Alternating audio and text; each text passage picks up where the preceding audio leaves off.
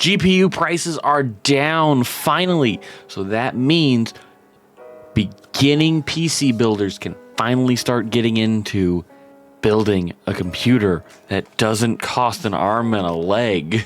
This is going to be a little video of just me helping you and giving you a very quick build that I did. I think you guys are going to love it.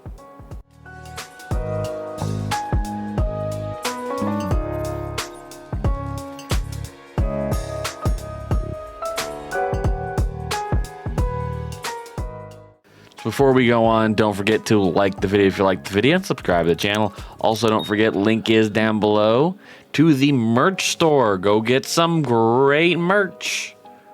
Alrighty, so I built this on PC Part Picker, so we're just going to go on right to that. But before we go on to that, don't forget, I'm getting all these prices off of brand new off Amazon, Newegg, B&H, things like that. You could get these cheaper on, say, the secondhand market like eBay. For instance, we're just going to do a very quick Google search here. And one of the parts that we're going to be using is the Ryzen 5 3600. And it is currently going for $152.99 on Amazon. This is already $30 off. The only issue is you're not going to have that stock cooler most likely.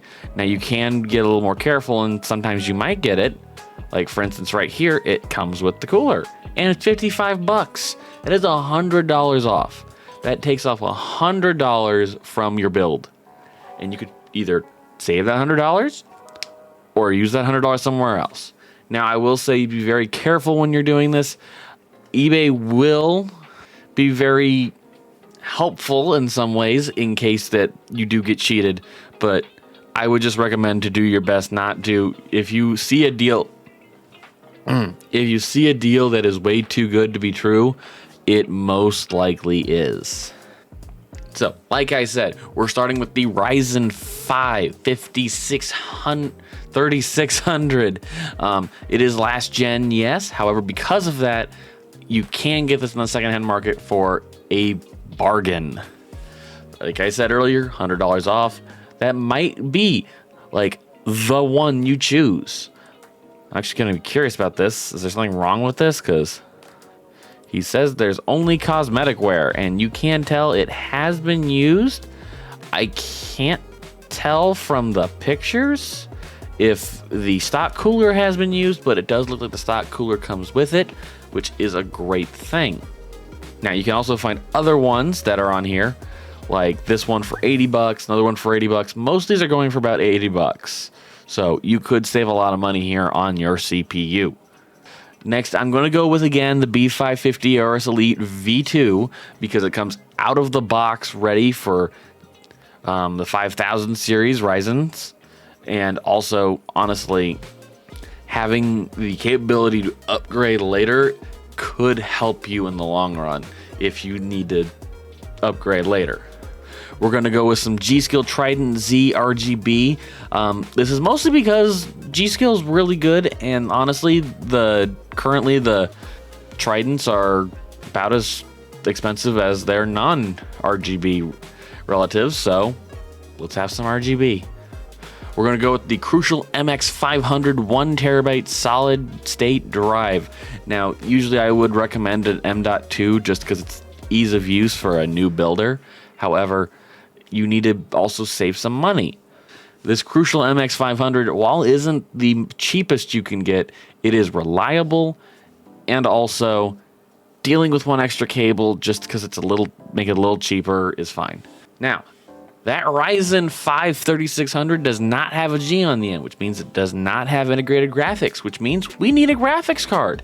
I found this 1650 Super for $200. You could find other ones. Like here, we're going to put this out real quick. We're going to go video cards. We're going to go to price. Here are the lowest prices. We're going to go all the way down. We're going to go to page 3. That's about where the 2060 start. And some 3000 series. Look at this. You can get now a 1660 for $342, which, by the way, isn't amazing by any means, because that's 2 gens away now, I think. No, it was last gen because it was considered with the 2000 series launch. That is like a fraction of the price that most people were paying for these a year or two ago, between that whole huge GPU famine. And GPU prices are nice. I would still recommend not getting the latest and greatest. A 16 series would be fine. So for instance, the Asus Dual Mini overclocked for 1650 would be perfectly fine for $208. I just went with the 1650 Super from EVGA because EVGA is a good brand and it is a very reputable one. Asus is also very reputable. It's just this one was slightly cheaper. We're going to go with the Corsair 4000D Airflow, mainly because it has the airflow you need to give your computer cooling capabilities it needs. Also, plenty of room for cable management. Look at where you can all add those cables right there. Plenty of slots to have those cables come out of to get onto the connectors for the motherboard or GPU.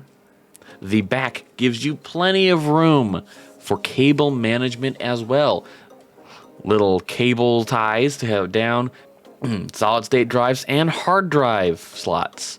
And look at that very roomy area for your PSU. Speaking of power supplies, we're going to go with the Seasonic Focus Plus 650 Gold. This is 80 plus gold, which honestly is already really good, and it's fully modular. Now, it is only a 650, which is a little lower than what I usually recommend because I like to have a big amount of overhead when it comes to my power supplies. Call me crazy, but I like to know that I can do whatever I want on this thing and not really have to worry about any amount of my power supply really getting anywhere close to maxing out. However, this build's going to use about 260 watts, and I'm told this is very accurate, to be honest. So, general rule of thumb is take whatever the estimated wattage is, double it. That's about the least size power supply you should get. I always try to do my best at this, but I'm not always the best at picking power supplies when it comes down to the wattage. Again, I have, if I'm remembering correctly, 1,000 watt power supply in this thing, and my build I don't think is even half that with all the wattage. But there is a lot of savings here. Here, we're gonna change prices here, because at the moment you are spending $887. It's almost $900. How much of this can we cut down? Now, there are certain parts you don't want to get secondhand. I'd recommend not getting your graphics card secondhand, if at all. You certainly can, because watch this, 1650 Super. We're going to actually search for that exact same thing. About the same price. Who would have thought? I'm kidding. It's $199, $40 to $50 off, or even more. Again, though, I wouldn't do this one just because things can go wrong. So how you have to think about this is when you buy new, you get a manufacturer's warranty. That warranty makes sure that you're capable of taking that part to the manufacturer to get a replacement part or get it fixed in case there's a problem. If you buy it off eBay, you're not getting that most likely unless you're buying it not from pre-owned, but from online storefronts. In other words, just local mom and pop shops, more or less, that are selling it on eBay, because those will be brand new and it comes with a warranty. So again, be very selective with those eBay purchases.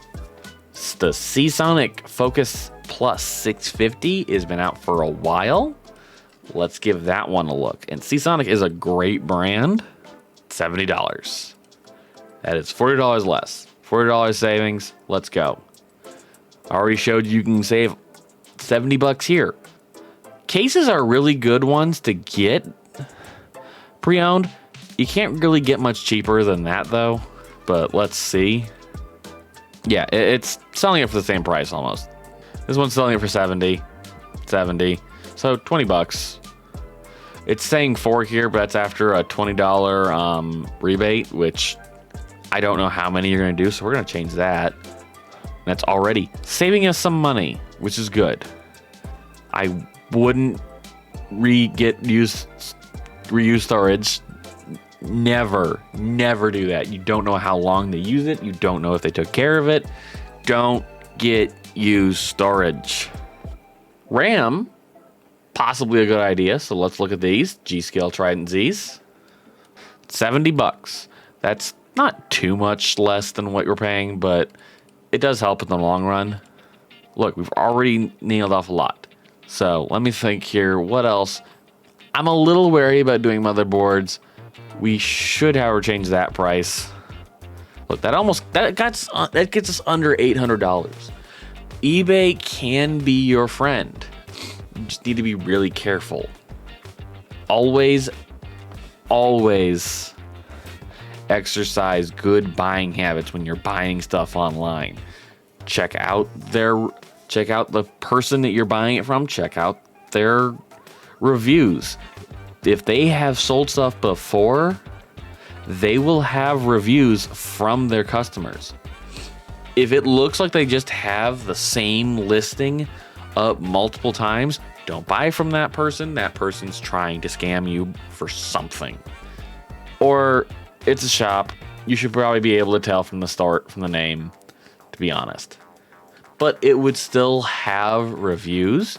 Those reviews are very helpful. Start with those.